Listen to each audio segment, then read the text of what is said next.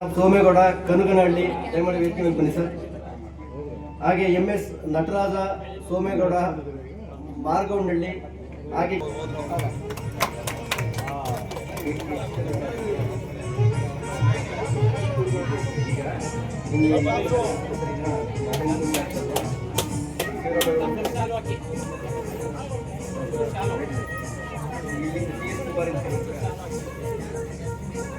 ದಯಮಾಡಿ ಎಲ್ಲರೂ ಚಪ್ಪಾಳೆಯನ್ನು ತಟ್ಟಬೇಕು. ಪ್ರಶಸ್ತಿಯ ಜೊತೆಗೆ ನಿಮ್ಮ ಚಪ್ಪಾಳೆಯು ಬಹಳ ಮುಖ್ಯ.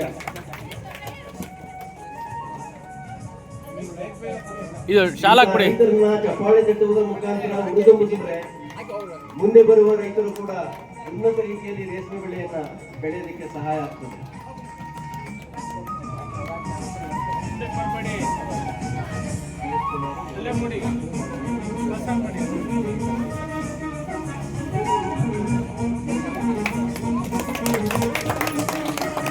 ಅನನ್ಯವಾದ ಸಾಧನೆಯನ್ನ ಮಾಡಿದ್ದಾರೆ. ಹೆಚ್ಚು ಇಳುವರಿಯನ್ನ